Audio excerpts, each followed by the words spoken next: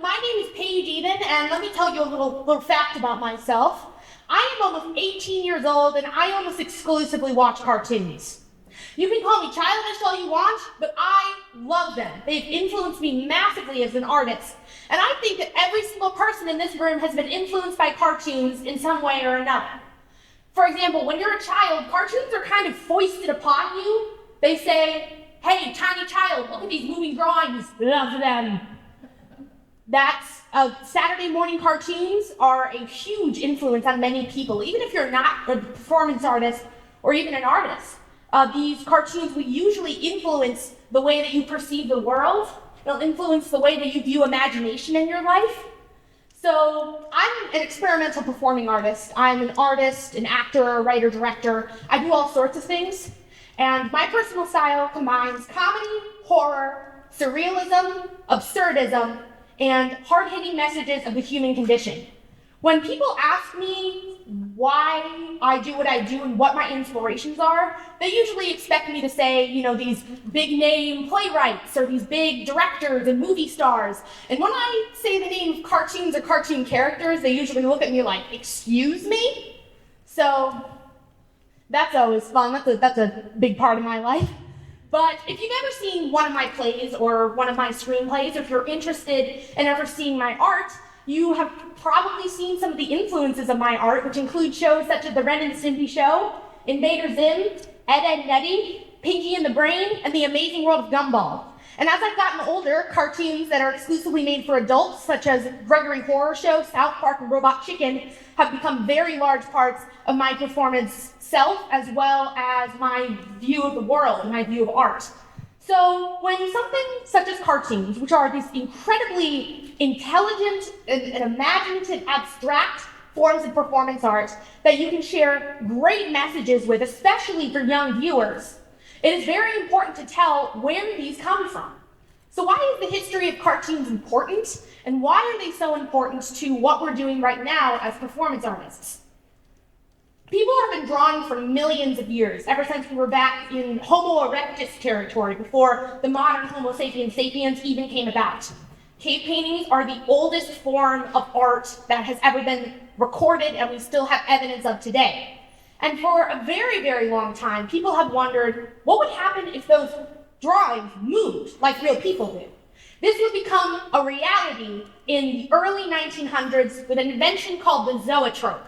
You could take a comic strip, it was usually a comic strip or a film reel, you would put it inside and spin it really, really fast, and it would look like the cartoon was moving. People would eventually harness this, and the first real animated film, this was someone who set up a camera, drew a bunch of things, and then flipped the pages, which must have taken forever, by the way, was a French film called Phantasmagorie, a fantasy. It's from 1908. It's a little over a minute long, and it's about this little tiny stick figure knight fighting a dragon in complete silence. There is no music or anything, it's complete silence. So the art of animation would continue to evolve from there, with one-off characters and little caricatures mainly of real people being shown. But the first ever cartoon character, the character who would appear multiple times and has still made a lasting impression on people today, is a character you may know. His name is Felix the Cat, who was adapted from an Australian comic strip. This character first appeared in the film Feline Follies in 1919 and would eventually popularize anthropomorphism, which is a huge part of the imaginative factor of many cartoons even today. Throughout the 1920s, silent cartoons dominated the film industry, but then 1927 happened. And if you're a film buff, you know what happened in 1927. Audio was introduced to film for the first time. This was life-changing to animators and filmmakers, because before, you had your film on the screen, and you had to have a person on a piano with a bunch of sound effect devices like a radio play, and they had to do all of the sound effects live, as well as music, while watching the film. Obviously, people aren't perfect, so this didn't turn out well a lot of the time. If you were ever wondering why the 1928 film Steamboat Willie was so groundbreaking, it was because it was the first animated film to ever have the music sync up to the animation without a live person in the room recording it, which was huge to the animation industry at the time. So there'd be a few more years, and then the 1930s happened, and that's when everything went haywire. The 1930s experienced a massive boom in animation because these short 2 to 7 minute clips animated on yellowed old paper were less expensive to make than these long 90-minute live-action films. This is where characters such as Mickey Mouse, Bugs Bunny, Betty Boop, many of the characters you know today, originated. In the 1940s, cartoons would take a different route because of World War II and would eventually become propaganda characters that encouraged people to buy war bonds, ration for the war, things that would help the community. There was even a character created by Chuck Jones, who is the creator of the Looney Tunes for the U.S. Army. The character's name is Private Snafu, which stands for Situation Normal All Fouled Up. And he was a character that was used in Army training films to tell you exactly what not to do. And what was fascinating about this character was that the troops who viewed his films were less likely to develop post-traumatic stress disorder during the war and had higher levels of troop morale, cooperation, and self-esteem. These characters were often products at the time and explored a lot of different themes, some of which are definitely not appropriate for today, especially because there were children in the audience. You watch these old cartoons, which are crazy. They make no sense. They make absolutely no sense. Though they would eventually get calmed down and officially turn into movies with the 1937 full-length animated Technicolor film Snow White and the Seven Dwarfs. These characters would often stand for abstract ideas. One of my favorite examples is the Looney Tunes character Marvin the Martian, who's my favorite character, by the way. This character first appeared in the film Harebrained Hare in 1948, which was right after World War II and right before the Cold War. The character represents the fear of the unknown, and given that he's an alien, that makes sense. Isn't that fascinating? That is absolutely fascinating. They were able to put this abstract concept into a character and make that character last for 80 years, to the point where we still reference the character today. That is insane to me. So, of course, in the 1950s, cartoons would move to the more popular television and would eventually lose popularity to exciting low-budget live-action shows such as The Lone Ranger. In the 1970s, experimental cartooning became popular, and the first ever X-rated animated film called Fritz the Cat was released in 1975, which showcased that cartoons are not just for children, they can be for adults as well. And of course, in the late 80s and early 1990s, cartoons boomed once more, with the creation of The Simpsons, which also cemented adult cartoons, the Disney Renaissance, and the show The Ren and Stimpy Show, which was known for its really gross, edgy humor that was able to sneak just underneath the censors, because censorship was first implemented in 1934. So now we get to today. Cartoons are not as popular as they once were, where the entire family would go out to the movie theater to watch a 6-minute short, but they are still massive influences on all of us. So why is all of this important? Why did I spend the last 10 minutes of my life, and your life, talking about these cartoons? Well, the people back then didn't know about us because we hadn't been alive yet. But we are looking back at these cartoons to see the imaginations, the worldviews, the flaws, and the imperfections of the people who made them. We were able to see what was going on in their lives, how they saw things. Isn't that exactly what we're doing with our art now? Something that a lot of us don't realize is that part of our audience are people who haven't even been born yet. Walt Disney didn't know about us, but we still watch his old shows, and his things are still going on today. That is what is so powerful about these pieces of art, especially the art of the 1930s, because it was known for being so outlandish and weird and out there, and that is what made it memorable. Whether it was good or bad, it was memorable, it was interesting. The kind of art that survived and is still around today and that we still analyze and is the inspiration for new modern media such as the Triplets of Babel or Cuphead is the kind that was memorable. It was distinct. It broke the status quo. Here's a real-life example. I am currently working on my first live-action short film. It's called Octuplets from Afar. And it is about an adolescent scientist who is finding a way to create robot babies in a world where people are legally not allowed to touch each other. Whether that film is going to be good or bad, it's going to be memorable. you're going to remember what that film is about because you're just like, what the heck was that?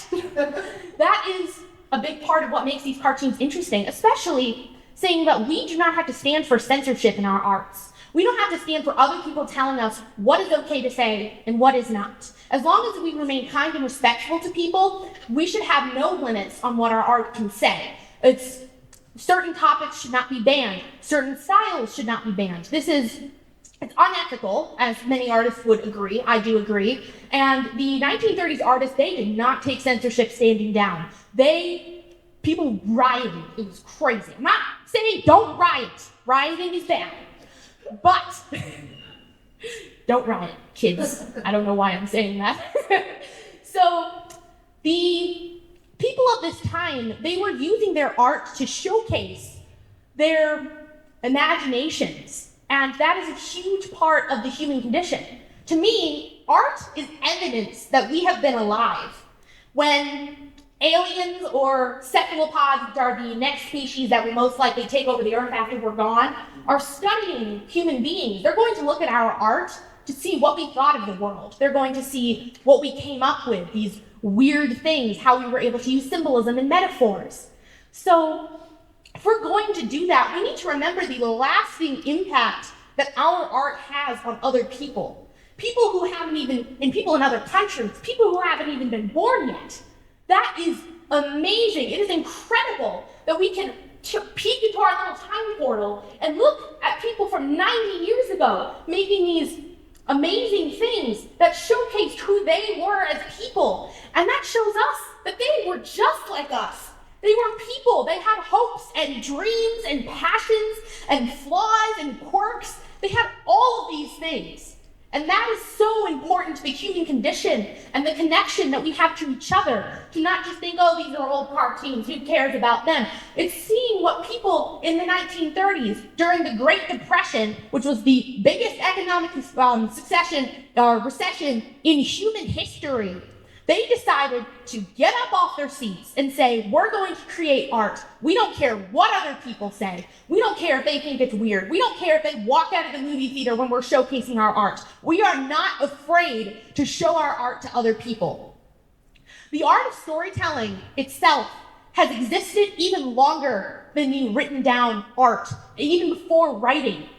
Even when human language first developed, people were telling stories around campfires, which is amazing. The idea and the urge to tell stories is a uniquely human trait. The way we love to entertain each other, we love to dazzle each other, to impress each other, that is also a distinct human trait.